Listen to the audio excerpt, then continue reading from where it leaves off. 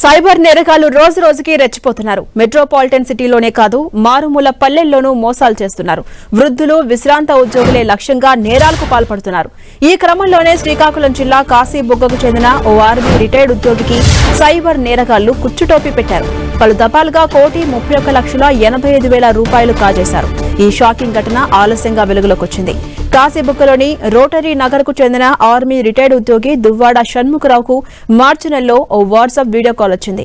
ఆ కాల్లో అవతలి వ్యక్తులు తాము పోలీసులమని, హ్యూమన్ ట్రాఫికింగ్ కేసులో మీ ఫోన్ నెంబర్ ఉందని చెప్పారు. ఈ కేసులో ఇప్పటికే కొంతమందిని అరెస్ట్ చేయగా వారి అకౌంట్ నుంచి మీ బ్యాంకు ఖాతాకు డబ్బులు బదిలీ అయినట్టు ఆధారాలు గుర్తించామన్నారు.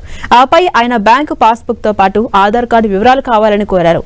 ఇక సైబర్ నేరగాళ్ల మాటలకు భయభ్రాంతులకు గురైన రిటైర్డ్ అధికారి దువ్వాడ షణ్ముఖరావు తన బ్యాంక్ ఆధార్ కార్డు డీటెయిల్స్ పంపించాడు. అనంతరం కాల్ కట్ చేసిన సైబర్ నేరగాళ్లు మరుసటి రోజు సిబిఐ అధికారులమంటూ మళ్లా కాల్ చేశారు.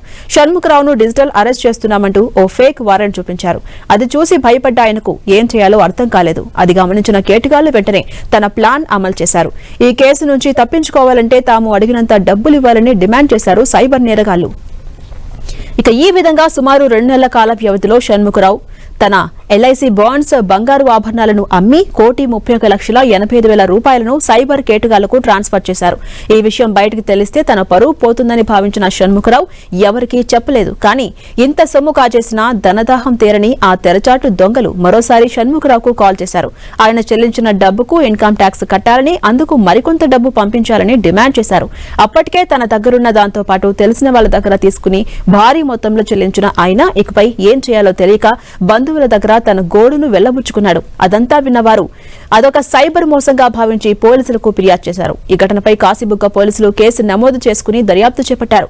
బాధితుడి దగ్గర నుంచి సైబర్ నేరగాళ్లు కాల్ చేసిన ఫోన్ నంబర్స్ తో పాటు బ్యాంకు ఖాతాల వివరాలను సేకరించారు. ప్రజలెవరూ తెలియని నంబర్ల నుంచి వచ్చే ఫోన్ కాల్స్ ను లిఫ్ట్ చేయొద్దని, అసలు డిజిటల్ అరెస్ట్ అనేదే లేదని కాశీబుగ్గ సిఐ వై రామకృష్ణ తెలిపారు. ఎవరైనా ఇలాంటి ఫోన్ కాల్స్ వస్తే వెంటనే తమకు తెలియజేయాలని తెలిపారు.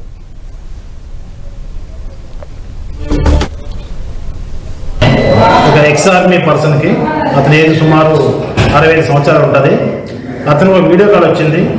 ఆ వీడియో కాల్లో మా వ్యక్తి మాట్లాడుతూ మీ యొక్క ఆధార్ కార్డుతో లింక్ అయి ఉన్న phone SIM card number human trafficking కేసులో ఇన్వాల్వ్ అయ్యింది. ఆ ముద్దాయిలు అరెస్ట్ అయ్యారు. మీ పేరు డిస్క్లోజ్ చేశారు. మిమ్మల్ని అరెస్ట్ చేయడానికి వారెంట్ ఉందని వాళ్ళు వీడియో కాల్లో చూపించడం జరిగింది. అతను భయపడి టోటల్ మార్చి నుంచి మే వరకు 2 monthsలో విషయాన్ని ఎవరికి చెప్పకుండా అతని దగ్గర ఉన్న అకౌంట్లో ఉన్న అమౌంట్ అయితేనేమి, ఎల్ఐసిలో ఫిక్స్డ్ డిపాజిట్ అమౌంట్ అయితేనేమి, వాళ్ళ కూతురు, భార్య, అతను బంగారం తాకట్టు పెట్టి 31 లక్షలు, నెక్స్ట్ హ్యాండ్ లోన్ తీసుకొని కొంత, ఈ అమౌంట్ అంతా కూడా అతను 1,31,80,000 రూపాయలు వివిధ అకౌంట్లకి వాళ్ళు పెట్టిన అకౌంట్లు ట్రాన్స్ఫర్ చేయడం జరిగింది.